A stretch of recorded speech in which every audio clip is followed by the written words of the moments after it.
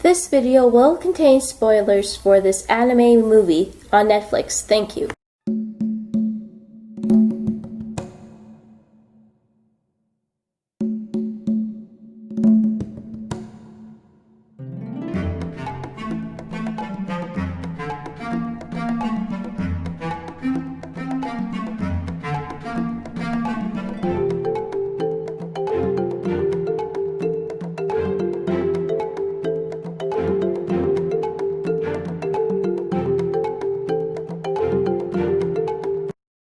Hello everyone, this is Dragon Videos, ready to do a movie review this time, and I decided to do a anime film I saw on Netflix that was haven't been seen in a while, not since The Cat Returns.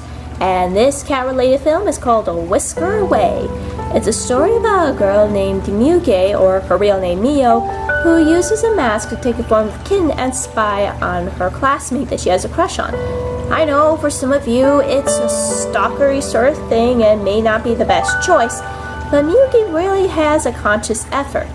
And even with the temptation of a mysterious mask dealer who wants her to give up her human form so he could have her lifespan and make profit out of it, definitely was a shitty character and wanted to give into that temptation for her. However, she stuck to her guns and made sure she did the right thing.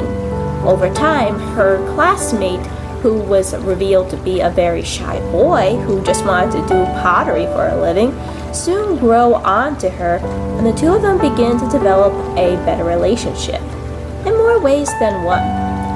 However, when she got excited and decided to write a love letter to him, it backfired in the result of two horrible boys reading the love letter out loud, resulting in a rejection from her crush.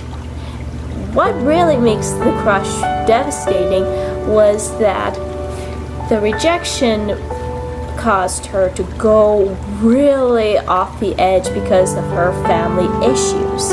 What are her family issues? Well, her mom walked out on her when she was in elementary school, and then suddenly comes back into her life in high school, and by that time the stepmother is already married to Yugi's father, thus resulting in a catfight once she disappears and finally gives up her human form. And even the stepmom managed to call out the mother for being a horrible person in the first place. Anyway, the family cat also decided to try to take on a human form in hopes to become the ideal daughter for her owner. However, upon learning that doing that sort of thing will result in heartache on her owner's part, decided that maybe it was a big mistake. So she, Mugi, and I believe Kanto, the boy that Mugi has a crush on, decide to go into the world of cats, which, on a side note, is very beautiful and imaginative, something that would be close to Studio Ghibli. Along the way, they do encounter the mask dealer, but it gets a little hairy. They also encounter people who were once human but are now cats because they didn't want to deal with responsibilities. So they do try to help Mugi get back her human form, but in doing so, Mugi has to come up with being human, which is hard after all the painful situations she's been through.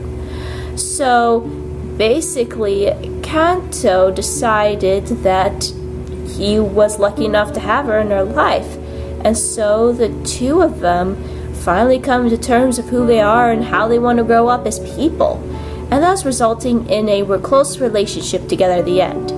So here are some things that I like about this film. The star of this film would be Mugi. Even though Mugi was a young and somewhat reckless girl, you gotta give her some credit for having some common sense. Most people would have flat out said, I can turn into a cat, or would throw something off. But she was very careful and paid attention to the fact of how much it would have been considered a stalker sort of thing. So you gotta give her some credit to even have common sense around the mask dealer. Another thing that I liked about Mugi is how relatable she is to a lot of teens. I mean, think about it. Her life did kind of suck, the fact that she only has one friend who wants to stick around with her. Everyone bullies her because of her mom's decision. And I mean, seriously, Why do people always bully other people out of their choices from other parents? Anyway, of course that Miyuki would be heartbroken because that boy was the only thing that held her together. Another thing that really bothered me about this film is just the masked dealer. There wasn't a whole lot we had on him. He was creepy as heck, and for some odd reason he wanted lifespans, and which I didn't exactly understand. Why would he need lifespans for? And isn't there a cat government that would probably handle these rules and regulations for the masked dealer to make sure things don't get out of hand? I feel like these were some of the things that they weren't able to touch on in the movie. I mean, it was a pretty good movie, but there were some things I did get touchy about, as well as questions that arise in terms of how the cat world worked and how you would tell the difference between the cats that are actual cats and cats that are human. Again, this is why world building is so important, people, especially in that of films. Another thing that bothered me was the beginning of the film with a young Yugi who finally is in the world of cats. And they showed no connection to it later on in the film, which definitely makes it all confusing and frustrating. Like, how did she get there? How did she come across the masked dealer in the first place? Overall, though, I felt like it was a very good film because there are so many relatable characters and has a scene that's like that of Hayao Miyazaki. So this is it. This is the last video I may be doing for a while. I hope all of you are enjoying yourselves. Please subscribe and please leave a comment below. This is Dragon Videos signing off.